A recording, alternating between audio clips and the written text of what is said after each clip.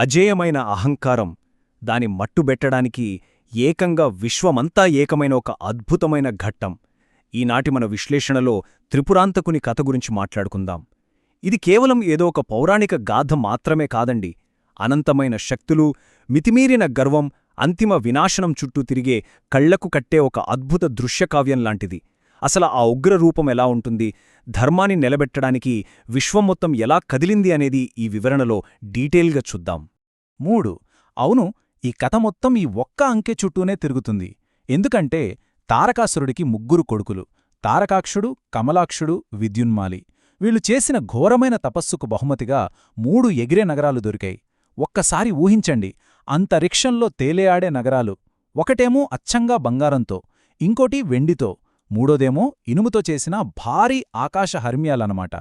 ఎవరికీ చిక్కకుండా అలా స్వేచ్ఛగా విహరించేవి. కాని ఇక్కడే బ్రహ్మదేవుడు ఒక చిన్న మెలిక పెట్టాడు. అదేంటంటే ఒక అసాధ్యమైన షరతు. ఈ 3 ఎగిరే నగరాలు కరెక్టుగా 1000 సంవత్సరాలకు ఒకే ఒక్కసారి మాత్రమే ఒకే వరుసలో, అంటే ఖచ్చితమైన ఒకే సరళ రేఖలోకి వస్తాయి. అది కూడా సెకండ్ల వ్యవధిలో. సరిగ్గా ఆ సమయంలో ఒకే ఒక్క బాణంతో ఆ మూడింటిని ఒకేసారి కొడితేనే వాళ్లకు చావు. వాస్తవానికి చూస్తే ఇది దాదాపు అసాధ్యమైన పని కదా. దాంతో ఆ రాక్షసులు తమకిక తిరుగులేదని, చావేలేదని పూర్తిగా ఫిక్స్ అయిపోయారు. ఇక ఆ మితిమీరిన నమ్మకం వాళ్లలో ఎంతటి అహంకారాన్ని నింపిందంటే, బ్రహ్మదేవుని వరగర్వంతో ముల్లోకాలను గడగడలాడించారు అని పురాణాలు చెబుతున్నాయి. ఆ మాయానగరాల్లో కూర్చుని దేవతలను, మునులను నానా హింసలు పెట్టడం మొదలుపెట్టారు. అసలు సృష్టి అంతా అల్లకల్లులమైపోయింది. ఎవరికి ఏమీ పాలుపోని ఆ విపత్కర సమయంలో ఆ పరమశివుణ్ణి వేడుకోవడం తప్ప వేరే మార్గం లేకుండా పోయింది. ఇక విశ్వశక్తుల కలయిక విషయానికి వస్తే, అవునండి, ఇది ఏదో మామూలు యుద్ధం కాదు. రాక్షసులను అంతం చేయడానికి సాక్షాత్తు విశ్వమే ఒక ఆయుధంగా ఎలా మారిందో ఇప్పుడు చూద్దాం.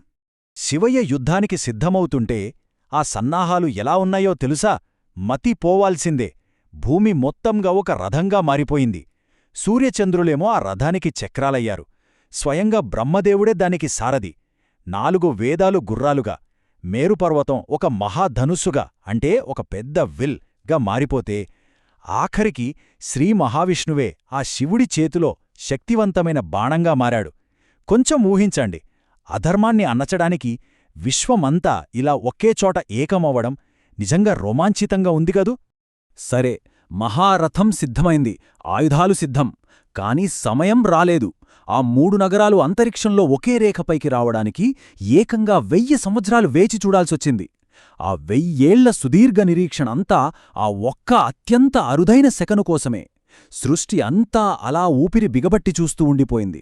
మెల్లగా సంవత్సరాలు గడుస్తున్న కొద్దీ ఆ 3 నగరాలు అంతరిక్షంలో ఒకదానికొకటి దగ్గరవుతూ వస్తున్న దృశ్యం ఎంత ఉత్కంఠను రేపి ఉంటుందో మనం అర్థం చేసుకోవచ్చు. నెక్స్ట్ ఘట్టం శివయ్య అట్టహాసం. ఇక్కడే అసలైన మలుపుంది. సాధారణంగా ఇంత పెద్ద ఆయుధ సంపదను, విశ్వశక్తులను రెడీ చేసుకున్నాక ఏం చేస్తారు? వెంటనే బాణం వదులుతారు కదా. కాని ఇక్కడ అంచనాలు పూర్తిగా తలకిందులవుతాయి. శివుడు వాడిన మొదటి అస్త్రం ఆ బాణం కాదు. మరి ఏంటి ఆ అస్త్రం? అదే ఆ అట్టహాసం. అంటే శివుని గంభీరమైన నవ్వు. శివయ్య ఆ మహారథంపై అలా నిలబడి ఒకే రేఖపైకి వస్తున్న ఆ 3 నగరాలను చూశాడు.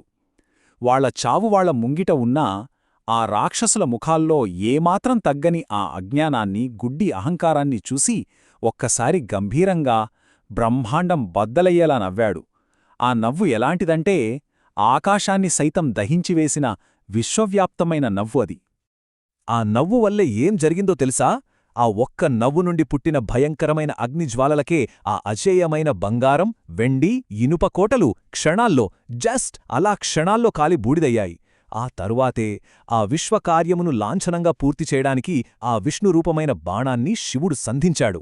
అంటే కేవలం ఒక చిరునవ్వుతోనే అంతటి అహంకారాన్ని భస్మం చేయడం చూస్తే శివుని అపారమైన శక్తి, ఆయన అనంతమైన ప్రశాంతత ఎంత గొప్పవో మనకు స్పష్టంగా అర్థమవుతుంది. ఇక ఫైనల్గా త్రిపురాంతక రూపం, అహంకారభస్మం. ఆ భయంకరమైన వినాశనం తరువాత అంతా ప్రశాంతత నెలకొందింది. ఆ అహంకారపు నగరాలు కాలి బూడిదై అంతరిక్షంలో కలిసిపోగా దేవాదిదేవుడు అలా త్రిపురాంతకుడుగా విజేతగా నిలబడ్డాడు. మళ్లీ ధర్మం స్థాపింపబడిన అద్భుత క్షణంలో లోకాలన్నీ ఆయనపై దివ్యమైన పూలవర్షం కురిపించాయి. అయితే ఇక్కడ మనం గమనించాల్సిన ఒక అత్యంత కీలకమైన పాయింటుంది. అదేంటంటే మన నిత్యం ధరించే ఆ పవిత్రమైన విభూతి వెనుకున్న అసలు అర్థం. అధర్మాన్ని, ఆ రాక్షస గర్వాన్ని కాల్చిన ఆ బూడిదనే కదా శివయ్య తన శరీరమంతా అలుముకున్నాడు. అది ఎందుకో తెలుసా?